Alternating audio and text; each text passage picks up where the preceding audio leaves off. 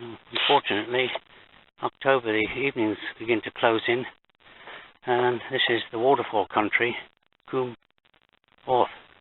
Just parked my car up there, and the information centre just closed.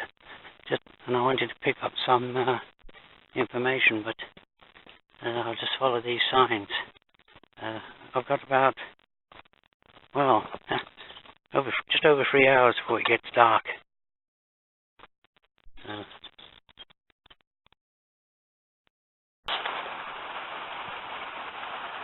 is the first sighting of Afan Melty, how you pronounce it, and it goes underground where I park the car, so it's not visible there, but okay. You can see how popular this walk is. Look how well trodden this footpath is. But of course most of them have gone home now. It's nearly 4 o'clock in the afternoon. And quite frankly, to coin a pun, I have seen better footpaths, considering how popular it is.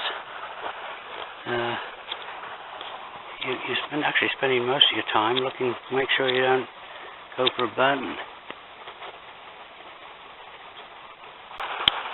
Well, I think I'll just see the one waterfall, because I'm going downhill at the moment.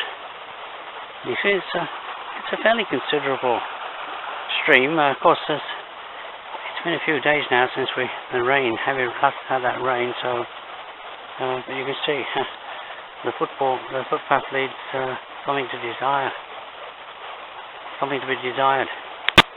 I'll continue my grumble. These very slippery tree roots.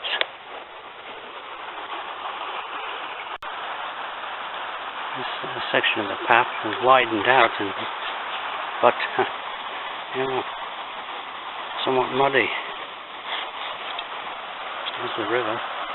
Just came down that footpath from Gwaun Hepste, which according to this, where I parked the car, it's 25 minutes that way, and the first waterfall 5 minutes, so yes, and there's a footbridge that goes up to another car park, and there's the river. And down here, in 5 minutes I should see the first waterfall. Further signs of civilization. I can hear the first waterfall, and that's a warning there on the Waterfall Country, saying that the path down to the waterfall is according to there, it's 2 minutes, but they're warning you not to take it if you're not up to it. Steep and slippery. But alright, so actually so that continues on for another waterfall down there, about 30 minutes down, but I think I've left it too late.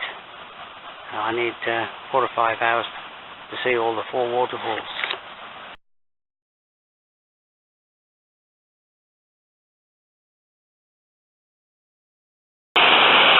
Descended maybe, well, less than 100 feet from that last signpost down to this point. There's the waterfall, and yes, it is quite impressive. So that gets a thumbs up. An excellent waterfall.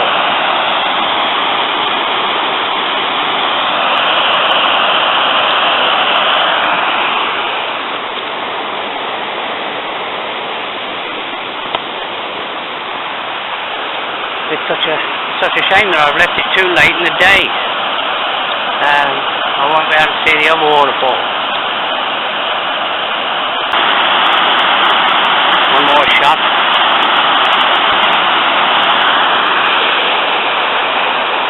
Just have a quick break here and then decide what to do. The path down to those falls wasn't too bad at all.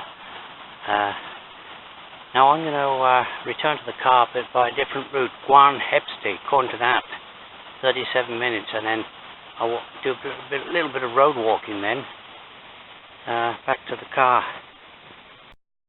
This return footpath is far far more pleasant. It's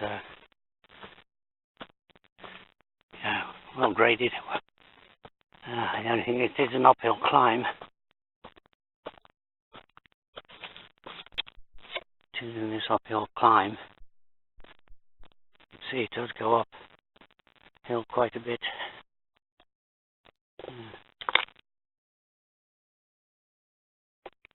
Climb of well, several hundred feet. The Fall Falls trail, but I only did the one fall. Hopefully it levels out a bit here. First walkers I've seen since I started this walk. Yeah. No views because I'm going through a forest here. You can see ahead there's stacks of logs. The timber has been harvested. I think about a third of a mile, hopefully, to the car park, and then a tarmac lane for half a mile back to the car.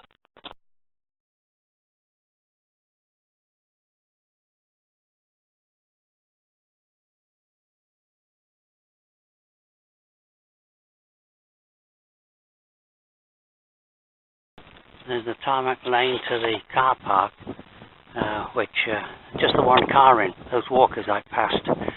Finally, I broke out into the open here, and the scenery becomes more interesting.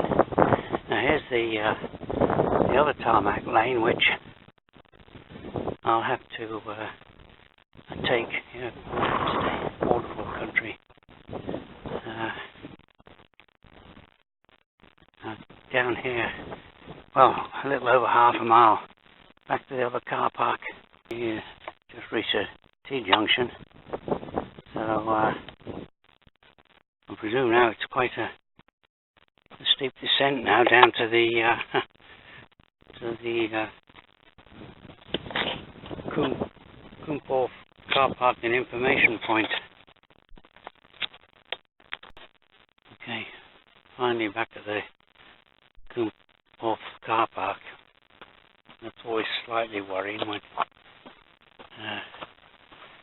the car thieves. No one here though. Yeah. Funnily enough, evening walks aren't too popular. There's my car. No one here though, except me.